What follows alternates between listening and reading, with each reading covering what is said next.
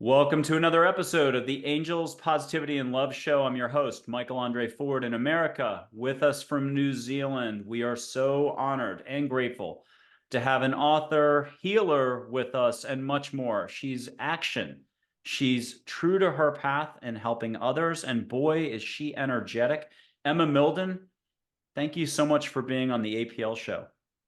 It is really my honor. Honestly, I'm sure people are already familiar with your energy, Michael, but wow, I honestly just want to wrap you up as an energetic blanket and that probably sounds creepy, but that's honestly how you just make me feel. You're wonderful. So thank you for having me. I'm so excited about this.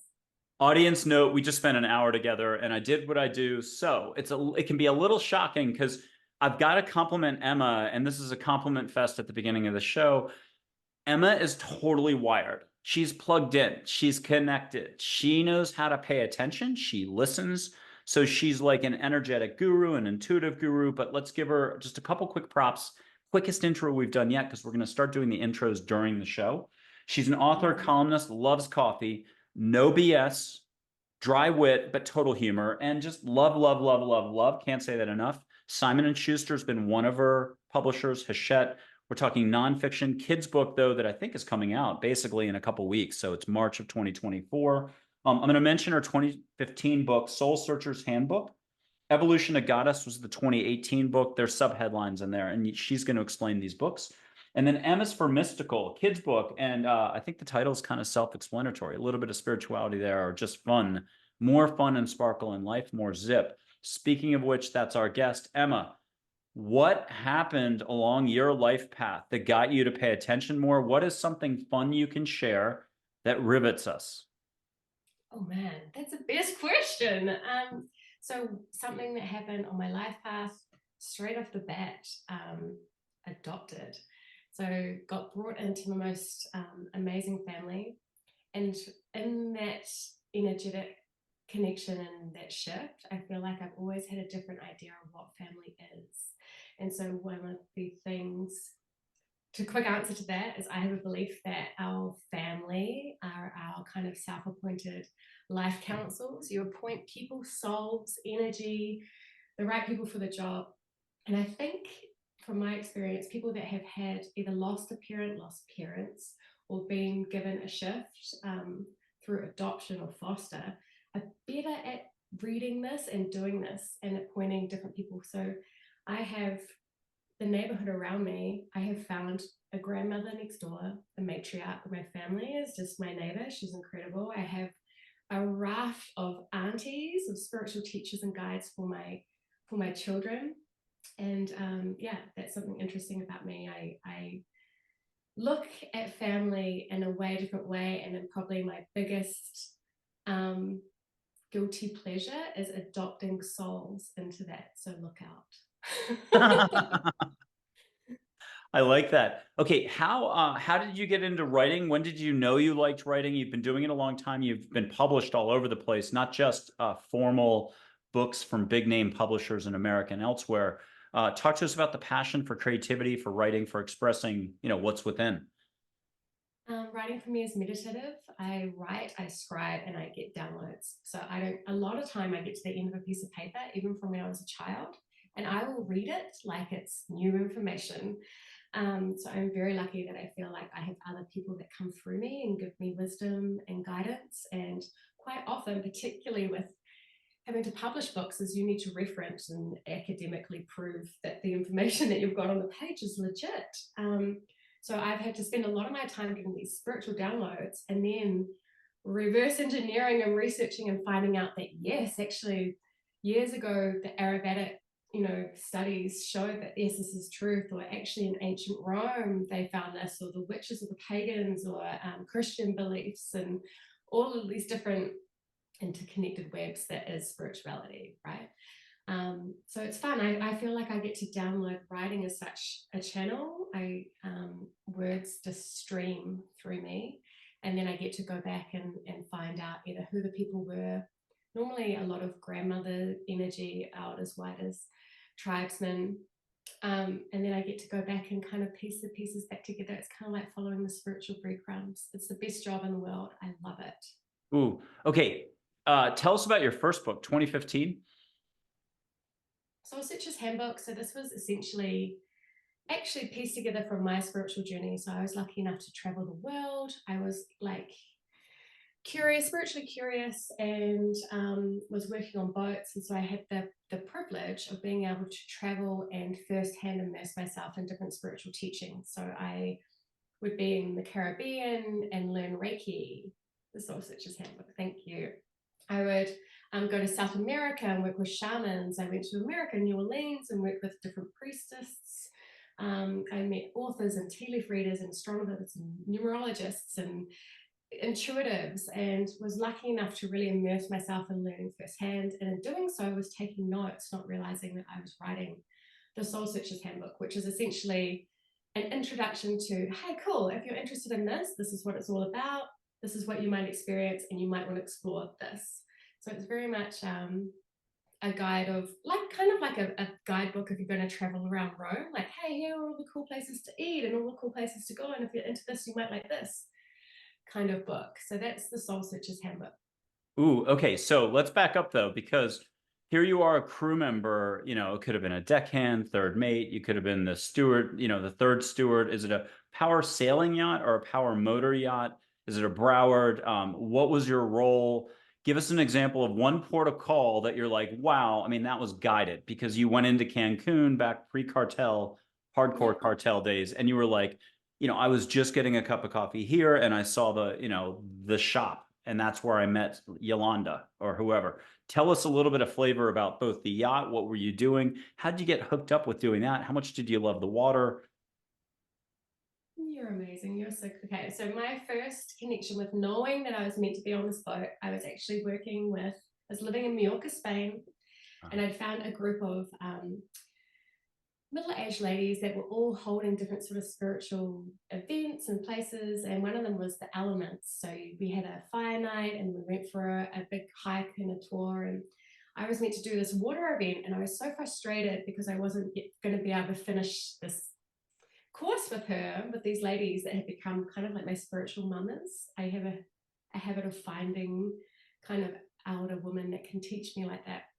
And I was so frustrated, and I got this job on a boat, and I set foot on the boat, and I stood and I looked at the name of the boat, and I realized it was Motorboat Element, and I was about to embark on a water journey. And so that was the end of the course for me. The water element was, yeah. So that's, Oh. I mean, it seems so obvious, but it really was like a lightning angel seeing moment where I was standing on the aft deck of that boat going, wow, I'm about to do this part of my journey, and I couldn't get affirmed anymore that I was in the right place, on the right boat, heading in the right direction. So And what was the name of Motorboat the yacht? Element. Yeah, can you do it one more time slow for anybody who's like running right now, driving, and what was it again?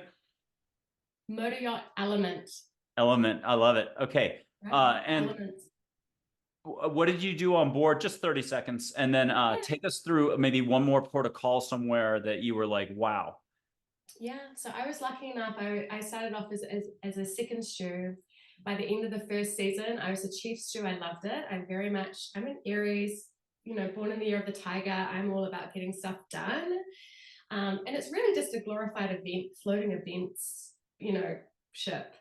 So I loved my job. I loved just managing and hosting people and holding space for people on their holiday to, it's amazing. Always on the third day of the holiday, you get the arguments and you get the family stuff or the relationship stuff bubbling up. And it's honestly, you're not just exposed to all these people relaxing and unwinding, you're also exposed to all these people unpacking and healing.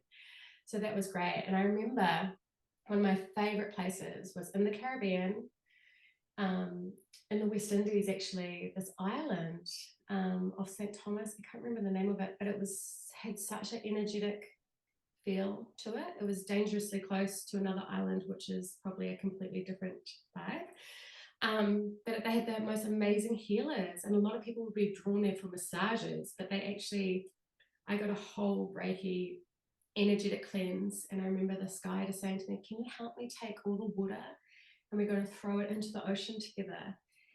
And I remember just that connection with releasing and healing and letting the water take things away from me, and just really embedding and immersing myself in how much the water was that part of my life.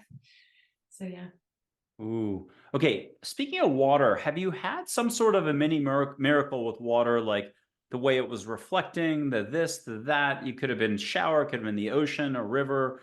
I think it's the ocean, but what is something you can share with us that's very personal, but it just was what it was? What do you got? Yeah, so the water has always been my number one way to kind of connect with myself and my energy, and also recharge myself and my energy. And I think sometimes so many of us forget that it's so easy. Like we sometimes feel so overwhelmed at just filling our cups, and water for me is that. So even this week, I was standing out. I actually spent a lot of time almost grieving at the water's edge. I guess sometimes I feel like maybe I'm not even meant to have legs. I quite often look out at the water and feel homesick. I have two little girls. I very much need to stay on the land and raise them. Um, but just getting into the water and balancing my chakras and letting that water hold me is just so incredibly transformational and healing. And Ooh. even when you took me through one of your amazingly gifted connected head readings, Michael, I just felt instantly floated, like you do when you're in one of those float tanks, when all your sensory things are removed and you just feel like you're Sandra Bullock in Gravity, just flying off into the orbit. But yeah, so that's what I think we forget too, that the shower, a bath, it doesn't have to be swimming out into a beautiful Seychelles paradise, but like it's so easy to immerse ourselves in that. Yeah, for me anyway, that's just my personal experience. When you went into the port of calls on the yacht, roughly, what chapter of your life, what age? Was it early 20s, late 20s? It was last week. Where were you, adult, young, wise? Oh, I was naive. I was 25, very much open and unaware. So Okay. I was just stepping into my spirituality. I'd always been spiritual. So even as a kid, I'd collected, you have those magazines you can collect every week, and it's like the horse parts, or you build the dinosaur. And I collected the tarot. My room was surrounded in dream catchers and orcas and fairy trinkets and crystals. And I remember overhearing my adoptive parents say, "Oh, if she was any more open," with the words that they use, "she'd be weird." And so I feel like there's always been very much that part of me. Obviously, as you grow up and society and life and teenagehood and just wanting to be part of run with the flock, that kind of gets a little bit diluted and washed out. And thankfully, when I was back on water, I just got reconnected, which is so funny because you think water, you're kind of adrift, you're floating, you're not really grounded like you are on earth. But for me, being on the water just somehow opened me up to reconnect. And I spent all my time when the guests were asleep and I had that free time planning my next spiritual exploration, my next experience, or the next thing I wanted to learn. So you were gung ho. This is awesome. And you say you were unaware, but in a way, by being unaware, that whole not knowing is the super skill for all of us. We almost need to jettison the adulting and what we've learned or accumulated over time. So let's go back to the port of calls, because that unawareness, it sounds like you were still feeling, getting a different vibe at every port of call, a different sort of roadmap or a treasure chest, even though the treasure's here, but there's also external. One more port of call. I'm just loving this because here you have an amazing, fun job, hard work, stress, the tussle between the crew, because it's like working at a police station at times. It's tough. People butt heads, but it sounds like you had a way to Yeah. handle that super skill. Tell us one more port of call where you went and something amazing went down. Yeah, sure. So actually, we were based in Fort Lauderdale for a long time in Florida. And the energy there is really, really interesting. It's got this sort of, I don't know, swamp magic vibe stuff going on. I really loved it. And I felt like every now and then I get like zaps of different lifetimes. It was weird. And I couldn't understand what I was being shown. I still do sometimes get a bit spooked, I get a little bit like, oh, and in my head about things, as we all do. And so I ended up booking a past life regression with this amazing guy, this hypnotherapist called Eli. I can't remember his last name because it was years ago. But he came to the boat. The boat was out of the water. So we were getting the hull and everything reworked. So it was literally climbed up this massive ladder to claw onto this boat. And he was quite overwhelmed at like the luxury of all the gold leaf. And he was quite like, this is such a weird world. And I was trying to explain to him that I just worked there. I took him down to one of the rooms and we laid there. And I literally, the way that I dropped into where he guided me, I felt like the boat was rocking. It was the most amazing experience. And the lifetime that I got showed isn't one that I was overly excited about as someone in my early 20s. I wasn't Cleopatra or Elvis or anyone cool or amazing. I was this grumpy old Scandinavian guy that had completely alienated his children, lived in quite poverty, and had basically driven away everyone so that I lived by myself and I was self-sabotaging and miserable. And it was amazingly powerful because it actually made me empathetic to a few people in my life who were probably doing the same thing and were probably in the same karmic stage of working through those things. It was just incredible. And yeah, so the whole part of my journey on the boats and that part of my life through traveling, the best way to describe it, where I was in my spiritual journey, was following the spiritual breadcrumbs, taking the clues, following those little soul itches that you get to explore, to read that book, to go and have that reading, to go and do that course, to connect and expand, because it leads you to either finding that person that you connect with or being told about this podcast or this thing that you can explore. And it just becomes this ongoing thread that actually was always leading you to your end goal. And so I just feel like it was the funnest part of my spiritual journey, probably because there was a lot of freedom and flexibility, and my soul could just morph and move wherever it wanted to, and probably the speed I was spiritually evolving. Where now it's kind of a little bit more blobby, middle-aged kind of evolution. But I loved it. And I think if anyone has the opportunity to explore and expand in whatever way that looks for you, whether it's just going down to a local course or checking out a new podcast from your couch, I just say you should do that, because where it can lead you is, who knows? I can't even finish that sentence. Where it can Oh, I lead like you. that. Yeah, let your fingers do the walking on maybe YouTube or, elsewhere and see what pops up. What out of this, let's shift just a touch for 1 second and we'll go real simple. First, do angels exist and how big is the universe?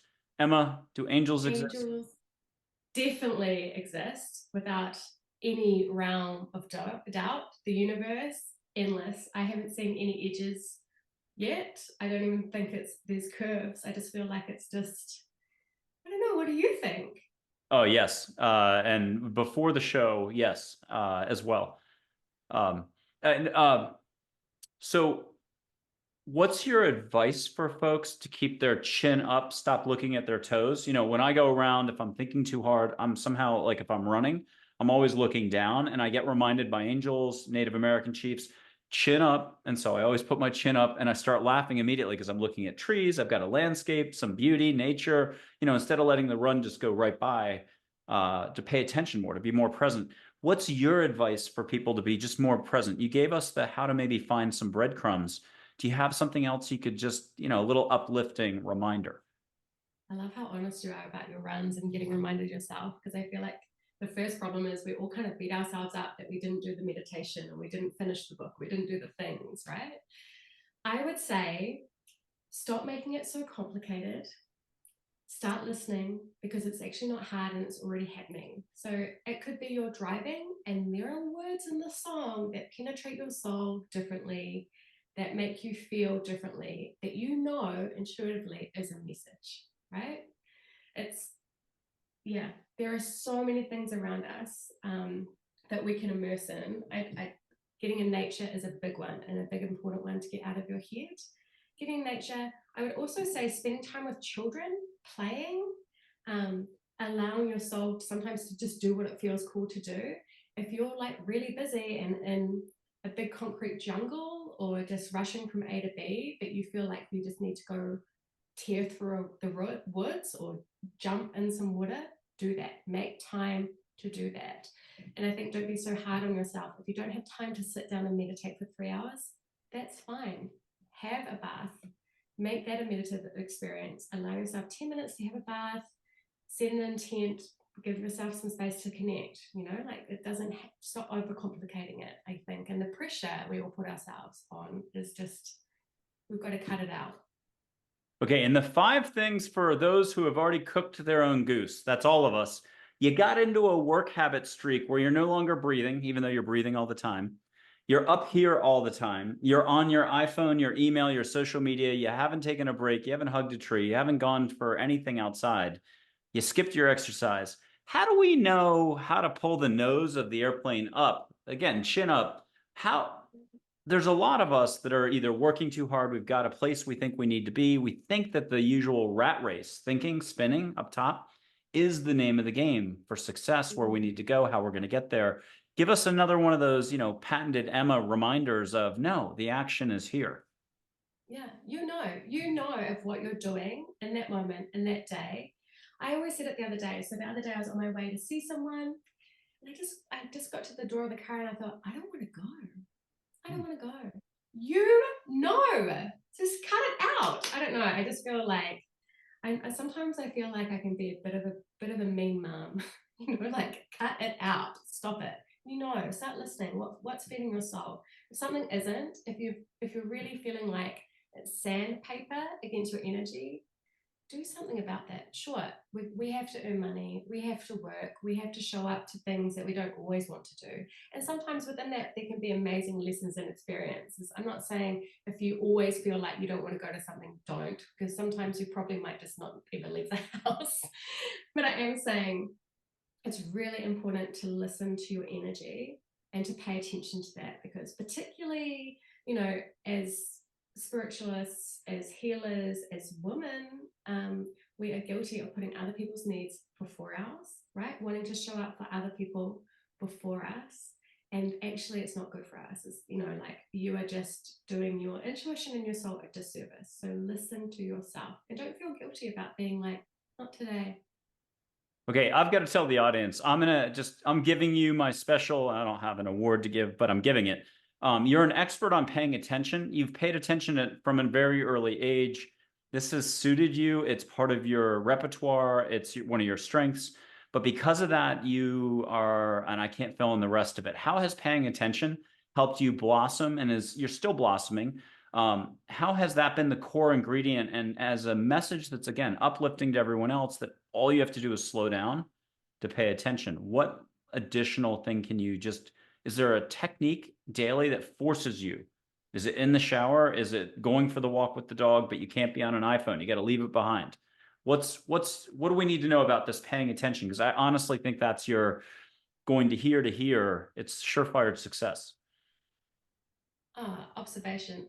It's in everything. It can even change the way that you have business relationships, friendships, connections with strangers.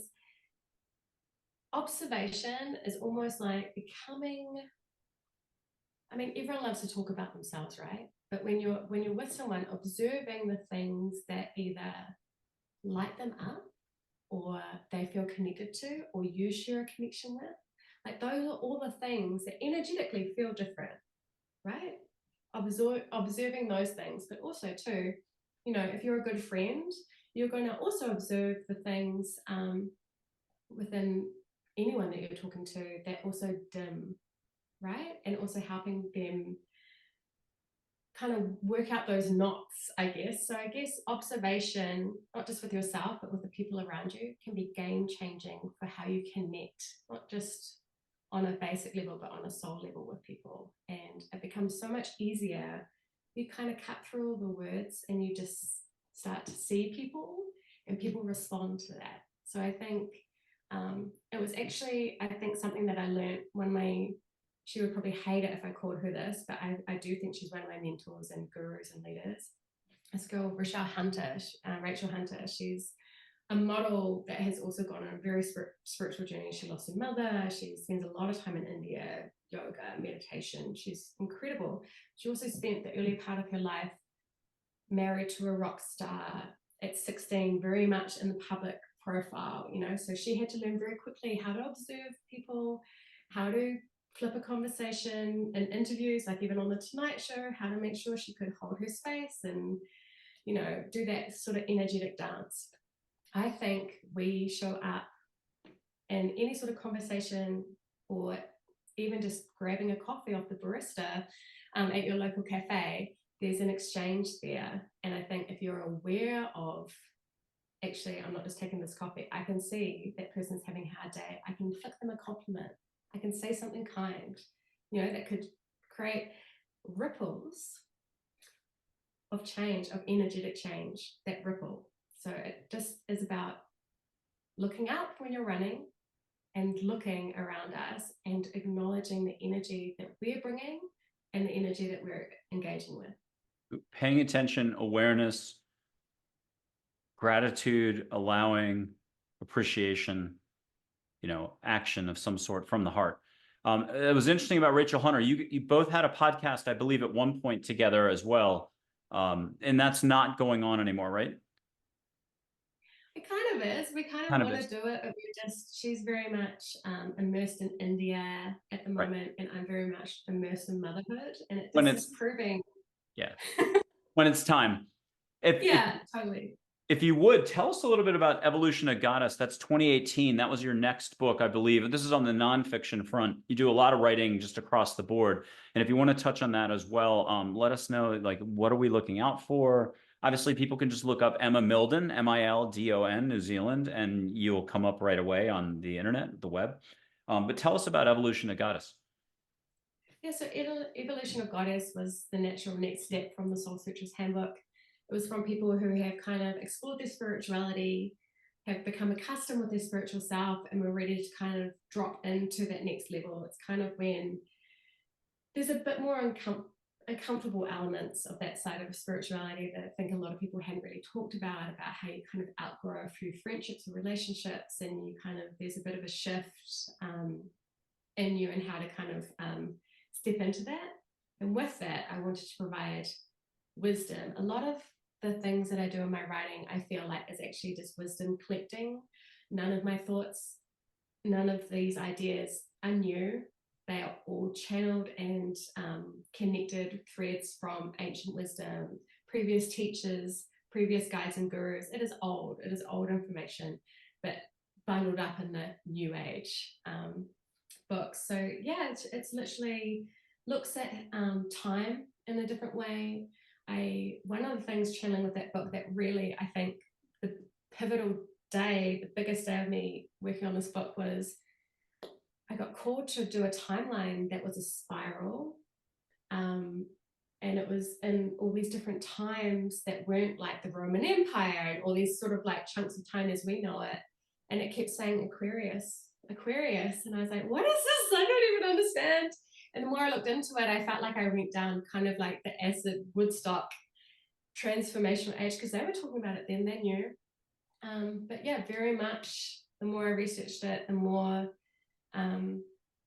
shamans, sage, historians, spiritualists, researchers, had all said Aquarius is the next age. And I can feel that, especially, it's so weird, over the last few weeks, this overlapping of time. I don't know if anyone's felt like they've struggled to remember what day it is, and what did I have on today? And if I'm a very organized, structured a type of person.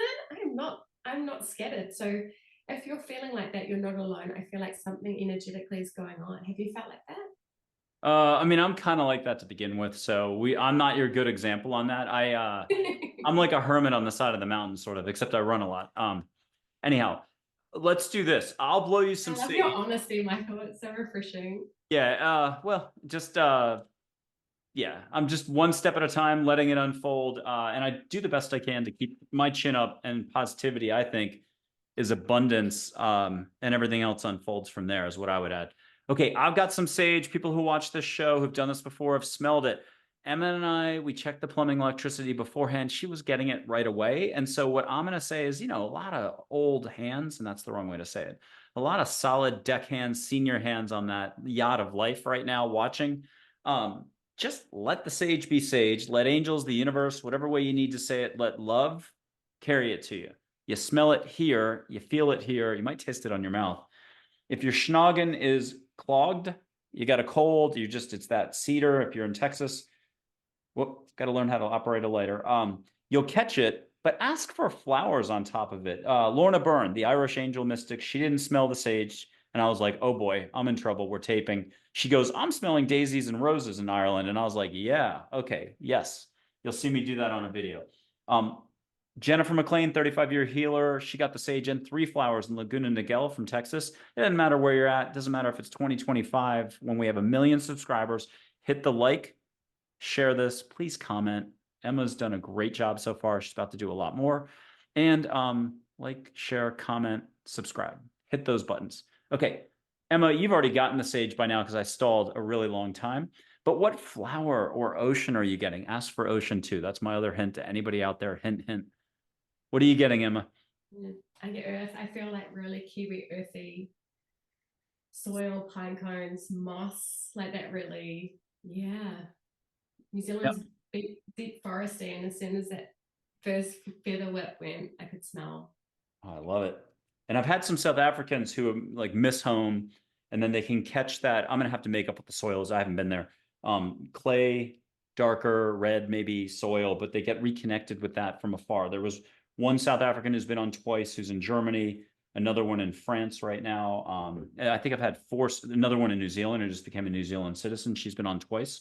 So I've had a bunch of South Africans come on, and they're fun. They're very connected. They pay attention. So Emma, speaking of paying attention, can I put Joy up to give you 1 or 2 topics to run with that, angels, Please. yeah, angels know your stuff, people. You're not getting judged. Just, you don't have to have a photo. You don't have to do any listening. Just be like, hey, make it nice. I got a hard week coming up at work or on this front. Give me some guidance, indirectly, directly, whatever you can handle. It has to be your way. It's the only way. Here's Joy, 2 topics, but might as well get 2 hugs and a little compliment right now.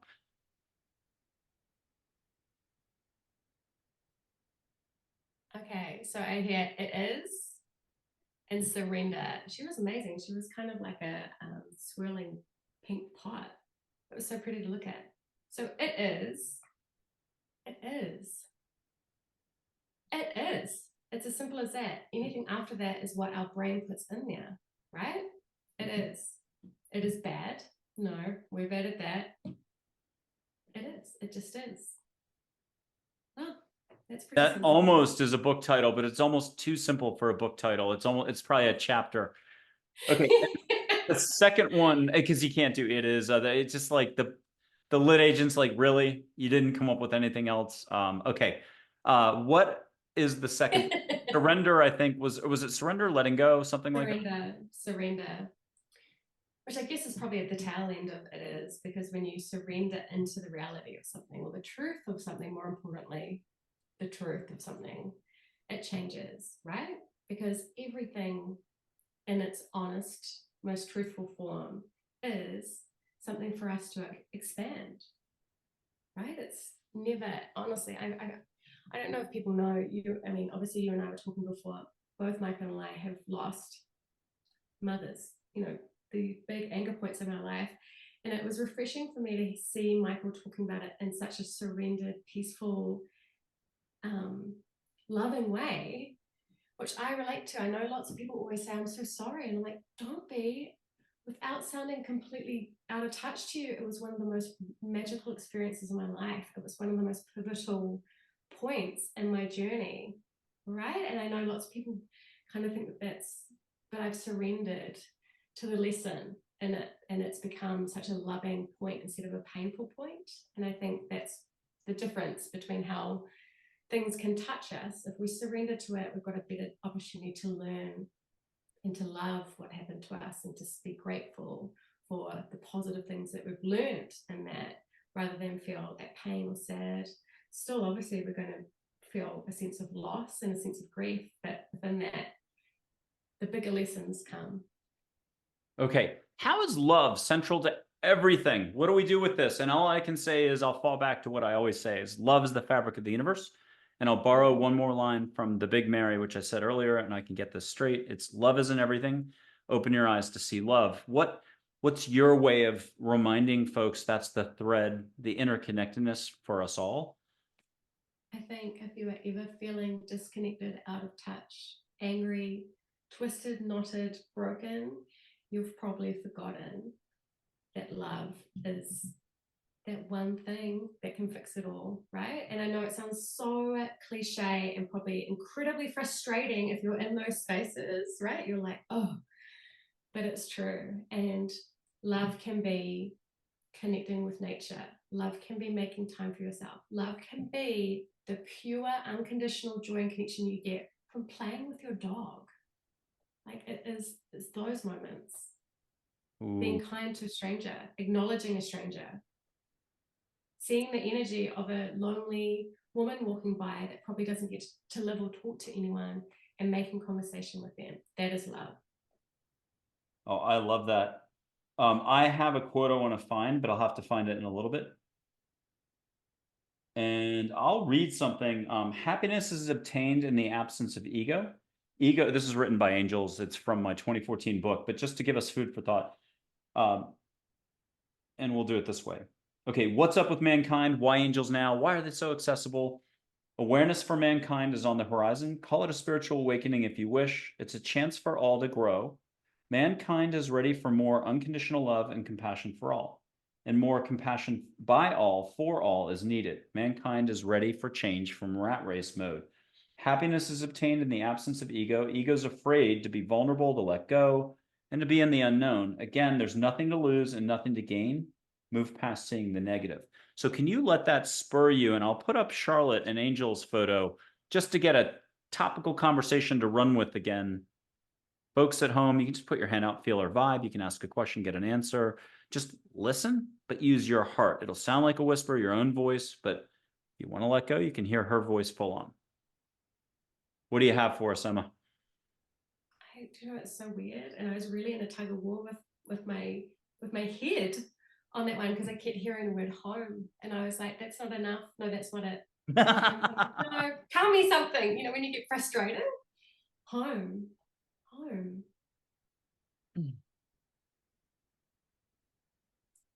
Home.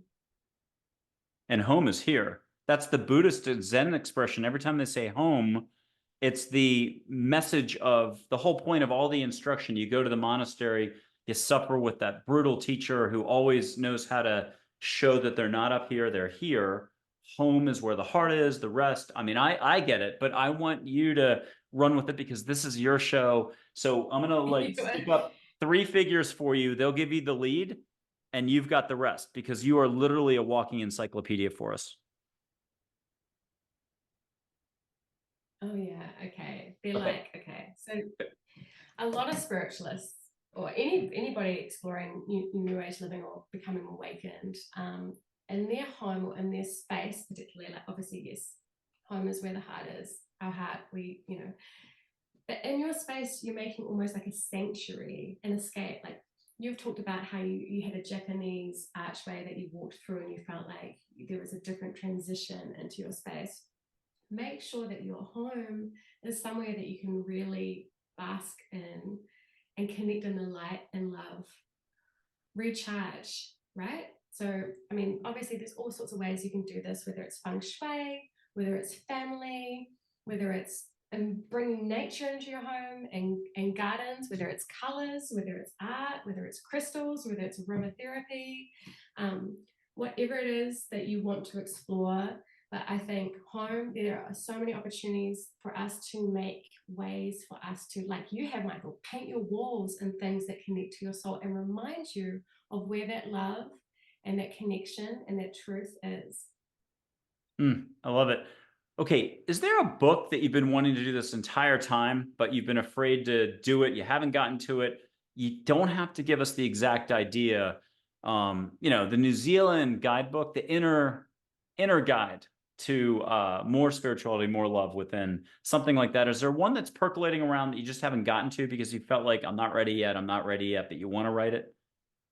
Just talking to you this morning, there has been a seed that is starting to just pop through, literally just pop through. So you planted that, so thank you. Okay, yeah.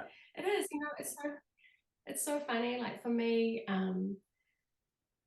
losing my mother, and probably what was a big catalyst for my spiritual journey was death. My mother had cancer. I was a big caregiver to her, at 16, and that became a big experience for me. Years later, obviously after a lot of travel and experience and therapy, I started to volunteer at hospice and became so funny. People always say I'm a death doula, which I used to get really offended by. A doula at birth is someone that helps obviously encourage and hold space and make it a truly transformational experience. And at this hospice, it'd always be like, oh, here's the positive death doula, and this year, a lot of people around me are coming to the end and have asked to come to our home, and I feel like my home is turning into like this hospice, beautiful family. But I do think there's a book brewing about caregiving and loss and grief and the death of transition and the beautiful spiritual experiences that come in that surrender of passing, and the angels that visit and the ancestors that visit. And you can talk to doctors and scientists who all agree this happens. This is a lucid experience. They get visited. They all go in peaceful, excited to see these people, to finally be connected with their guides, to be able to go and, you are such a gift that you are helping people to connect with these guides and get these experiences at this point. Every day they get to have these experiences. Like, that is such a gift. Don't leave it until you're on your deathbed about to clock out to, get to connect with these people. She's the one that's carrying me over. She volunteered this. I didn't ask, but I'll pass in my sleep and she's my angel that'll carry me over. She's not my guardian angel, but she's my top 5, top 3 probably. And that's just that. Okay, I still remember, and this is a bit of levity, the CNN cat that would show up on the bed of the poor person who was then slotted. They had this on CNN. You can still YouTube it, though there was I think it was an orange cat, but you were in trouble. I don't know if it was a hospital or a nursing home, but when the cat showed up and you woke up and Freddie the cat was on your chest, it meant you had 24 hours and that was it. So you're not a cat. You're not the death cat. You're not the death doula. You are so much more than that. And I have to encourage people to check out your books, because in talking with you right off the bat for an hour before we even started recording, I was just, you have a ton of mojo, energy, love, and experience too. So what you have to share, not just in your past writings, but what's coming up, I'm going to encourage people to make sure they're following you on Instagram and elsewhere, and to pay attention as you release more stuff in the future. I have Audrey Hepburn for you for a fresh new topic. Let her move, wink, smile in the photo before the show. What did she do for you in the photo? Her eyes flickered. Her eyelashes kind of gave a little... Yeah, and actually the corners of her mouth kind of smirked up, kind of... She's an angel. Naughty. Yeah, folks, let a photo that we know can't move. And ask what you will, at least settle for a flower or an uninvented perfume. And then conversational topic that you're like, oh yeah, let's talk about that. I think that's a song or something. Let's talk about that.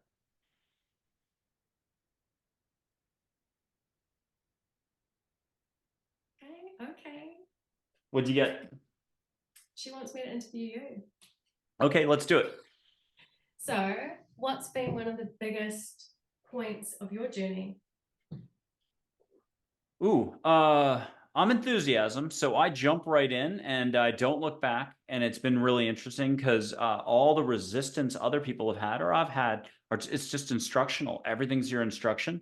But I mean, I have gotten more no's than you could ever believe. And people that you're like, oh, angel crowd, the Buddhist crowd, this crowd, people do thinking that blocks their ability to just see what is so simple right in front of them and within, and that's okay. Everyone's where they're at. It's a consciousness level thing. So what I would encourage folks to try to be aware of is, it's what you said earlier. Just take a breath, smile, go full stop somehow with the Zen, Satori, Samadhi, the people in India, the gurus, the Japanese Shinto shrine. What it's all about is somehow blending in consciously, unconsciously, all the above, awareness here to, and then you're going to have to fill in the rest of the blank. Whatever this is that leaves you smiling and going, all my problems aren't what I'm focused on. Here's the one thing I've learned out of the 12 years, 13.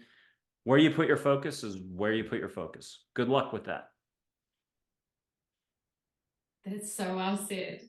And I'm curious too, what are you reading right now? Ooh, that's a great question. I have had my opportunity for growth, not my problem is.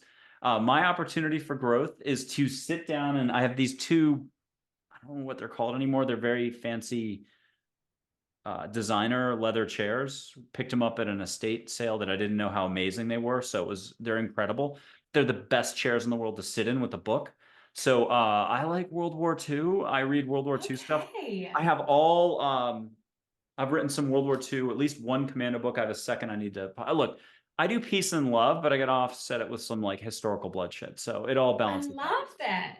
Yeah. No, But I there's all love my that. that's my spiritual stuff up there. I can't get enough of Peaceful Warrior. I love sitting down with that. I have to cheat and look around because I've been tardy on reading time. Oh, And yeah, they're telling me no, I've got to do 5 to 10 minutes minimum, sit down with a book, put my feet up, let the cats and dogs come over. I'm don't taking worry. I'm a naps. mom of two kids who I can now hear have re-entered the house and are making noise. So I understand they're not getting time to read. And I'm an author, so I'm even more guilty. So zero judgment. I get it. Okay, next question. All right. What are you most excited about for the world and where we are spiritually? That angels are completely more available. It's crazy how anyone can do more than what we have seen from current psychic mediums, healers. There are people walking around in so many countries right now who, through their hands, through their breath, through their being, their creativity, through their flow, can go, I'm going to just have to make up a phrase, light years beyond what we're currently accustomed to embracing. So there's light energy, there's consciousness, more awareness. It's why all those superhero movies or sci-fi movies, or really every movie, references sort of the eternal questions for man, the mankind evolution thing, the Plato's cave thing, but more importantly, the sparkly side too, the letting go. The movie Push, if Mm. anyone's seen that, Chris Evans, I think, is in it. All of those, it's not about moving an object with your hand, but there's just more consciousness in the universe than we're currently allowing for, and it's seeping in. And so no matter what's going on that you think is happening in the material society world, there's sparkliness to be had. You just have to slow down, find an empty cup, and scoop some up. That's such a beautifully positive way to put it. And you're right. But it's what you say. I'm You gonna have have to to pay signal soon attention. because it's just like that BBC. Oh, you do. You have to. And that's the thing. It is just observation, taking that moment, that shift in yourself to look So up from when you're running. to ask you a question back on the paying attention, this is all about cultivating what is already here and what you have, and almost like one of those fancy roadsters, like whether it's an antique or a super fancy modern sports car. We'll just make it up. It's 28 million euro. It's 28 million quid. It doesn't have to be super expensive, but it's incredible. But it's been under wraps, bubble wrap. It's got, the protective stuff. You don't even know what color it is. So that's this. And Emma, I can tell you, if you haven't said it out loud and you need this compliment, you earned it. You've taken the wrap off and you've been enjoying the Roadster, the sports car. But does everybody else who, is only halfway peaked or hasn't peaked, how do we cultivate more of whatever it is we've been talking about? Awareness, love, being. How do we do it? And that is such a good one for you to address. How do we cultivate that? Oh, the biggest thing that I can say, and it's not even from me, it's from all those people I had the honor of being with at the end. The biggest, most common regret that people have at the end is not living the life that they truly wanted to, not living their truth, not stepping into themselves. And a lot of people, particularly, it's around what they really wanted to do, who they really wanted to be. In particular, a lot of people around spirituality and the things that gave them joy. So make more time for who you are, make more space for who you are, and make your joy a priority, because at the end, that's the things that you'll be remembering. Those are the moments that you'll be grateful for. And that is what it's all about. So like the work, the rush, the hustle, the noise. Yeah, we have to exist in it, and it's the earth and the world that we've signed up for. But it's all those other things that you stop for and that you observe and that you feel. They are the moments that matter. Ooh, okay. If it's a t-shirt and you can only put 5 words or less on the t-shirt, like a mantra, but you're now the guru in India or wherever, what's the t-shirt that you wanted to print it up tomorrow and you could give out 10,000 of? What's the t-shirt, the line? It is. It is. It is. It is. No, I like it. saying it is what it is, but it is. And even people reading this shirt will probably start to fill in their own gaps. Like, it is. It is brings you full stop because you don't get to say anything else. You got to go whoop, into the moment. A little Meher Baba in there, I think, almost. He went, I think, silent for 10 years, 20 years. I don't know. That's hard. Yeah. You can't be a guru being silent necessarily. You need helpers Woo! and you need to be able to write. It's like that Swan children's book with the chalkboard. Totally. I would probably quite happily write quietly for the rest of my life if I could, but Ooh. talking to people like you is just such a gift. So I don't know if that's true. I am nervous. I'm going to be honest with you now. I am nervous. The BBC cat that you said shows up on people's beds, the BBC ad where the kid kicks down the door and interrupts their interview, I feel like is very near. It's very near. Well, So I'll ask one final question on the okay. angel spirit guide front. Who would you want to have for me to put a figure up? Is it Mandela, Mother Teresa, Krishna, Einstein, Gandhi, Dull Knife, Geronimo, Mary, Mary? when you held her up before, I felt so overwhelmed with like a mother's love. It was the most beautiful feeling. Okay, so we've got Mary, asked for the whole kit and caboodle, the whole shebang.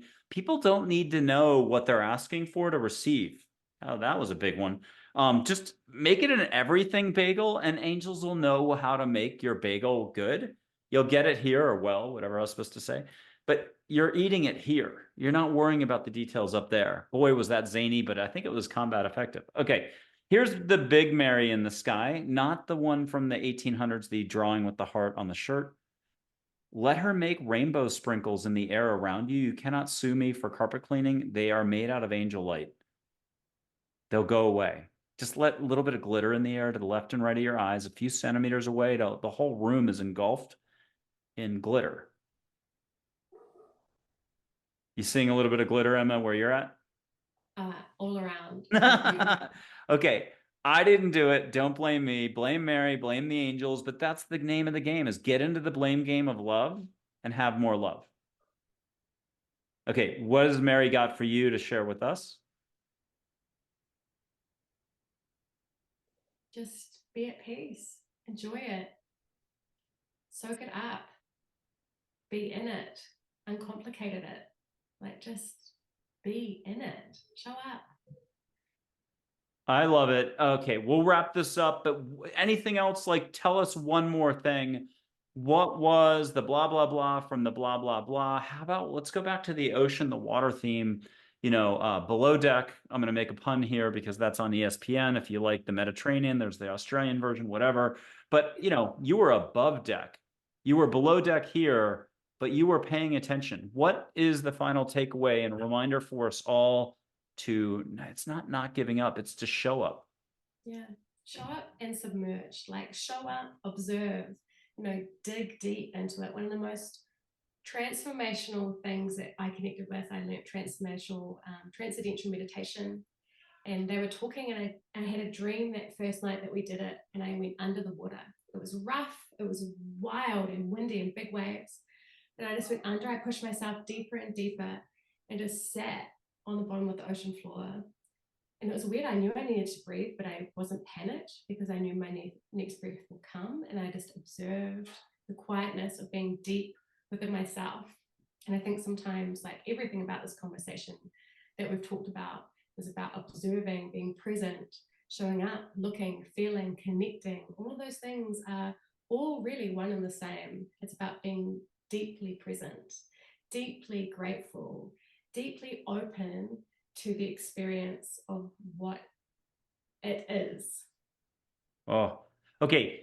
Emma Milden, you've been a fantastic guest. All your details will be in the details below the video, so people can check that out. They can get in touch. But you have social media. What's the one action step they should take to check out your wares? Is it a book? Is it one of your social media sites? Is it a particular project of some sort?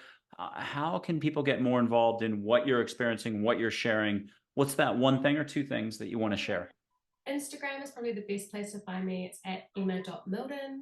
I answer all my messages personally. You'll be able to see, connect with all my books. I feel very engaged with all my community there. I'm very grateful to be able to connect to people like you. So please reach out. I'd love to hear from you. Yay. Emma, thank you very much for being on Angels Positivity and Love. It's been a total joy. We're absolutely going to have you back in the future. Best wishes to everybody watching. Hit that subscribe button, comment, like, share, put something in the comment field that's positive. I've got so many filters. It's unbelievable. Like 150 screened words. It'll never make it in if it's negative, but give us a positive comment. Let us know what you're thinking. Help us grow this lickety split to 100,000 audience. Let's go to 1 million after that. Thank you very much, Emma, for being on the show. Thank you. Thank you, Michael. Cheers.